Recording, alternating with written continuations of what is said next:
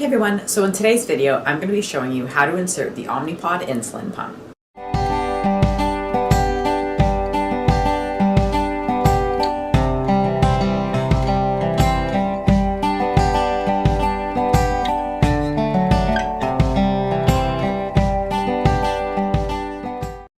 I'm just going to quickly go over what you're going to need in order to change your Omnipod. So the first thing, of course, you're going to need insulin. The next thing that you're going to need is your PDM. You cannot change your pod without your PDM present, so you will need that to change your Omnipod. And the last thing that you're going to need is your pod itself. Now the first thing you're going to want to do is you're going to want to go ahead and deactivate your pod. How to do this is go to Home, More Actions, and Select Change Pod, and then hit Confirm.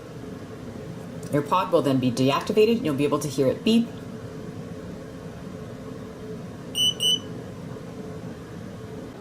Now after deactivating the pod, you're going to want to go ahead and remove it.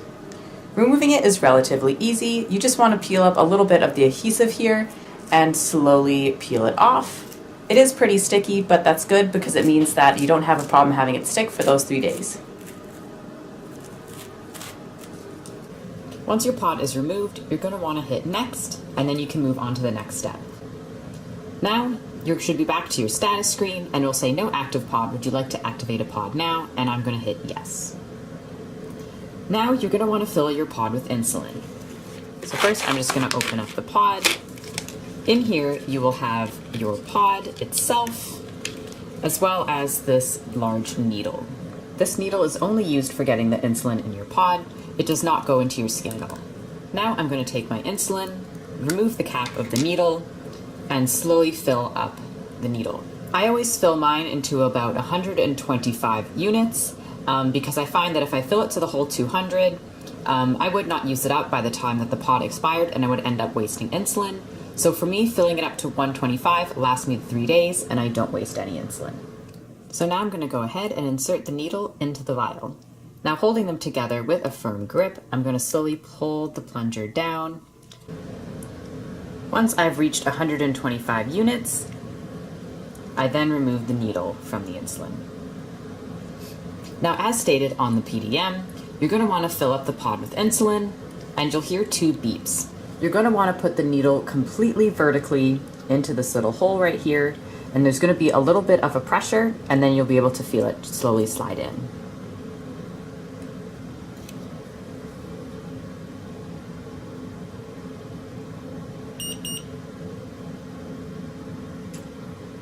Even when you hear the beeps, you want to make sure you keep going until all of the insulin is in the pod. Then you can just quickly put the cap back on the needle and throw it away into a sharps container. Now, you're going to want to hit Next on your PDM. Your pod will now go ahead and prime, which basically means moving all of the insulin around the pod, mixing it and everything like that. As you can see, there's a little bar right here that is just loading and showing you how much time left it will be for the priming.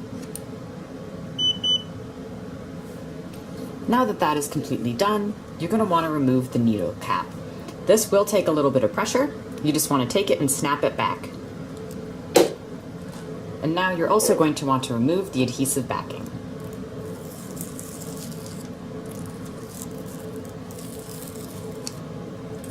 If it's on your arm, you want to make sure it is vertical, and if it's on your stomach or back, horizontal.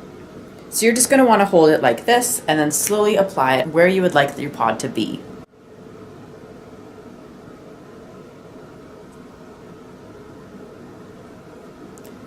When you put it where you like, just slowly walk your fingers around the edge of the pod to try to get the adhesive fully stuck. Then I just like to gently press on it to make sure that everything is good to go. And now you're ready for the next step. Now that you've removed the cap and applied to site, you can hit Next. Now, you just press Start to begin inserting the cannula and begin basal delivery. So all I'm going to do is press Start. It's going to click a few times, and then it's going to insert the cannula. After that, it will click a few more times, and at that point, you are completely done. So I'm going to go ahead and click Start.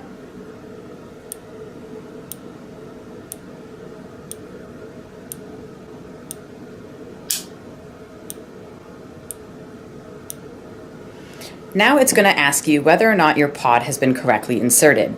There are two ways to check. One I was able to successfully get on camera, and you'll see that there is a slight pink area right here.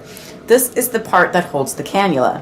When it was down here, it meant the cannula was not inserted, and when it was inserted, you could see it slide up. Now, another way that you can check to make sure the cannula is properly inserted, and this one I particularly have difficulty with, is there is a little window right here, and this is a viewing window where you should be able to see the cannula. After you know that your cannula is inserted properly, you can hit yes, and it will resume the basal delivery that you had on at the time. And with that, you are completely done, and your pod is 100% inserted. If you like this video, make sure you give it a thumbs up. And if you want to see more videos like this one, then make sure you subscribe and hit the notification bell so you get notified when I upload. Thank you so much for watching, and I hope to see you again soon. Bye.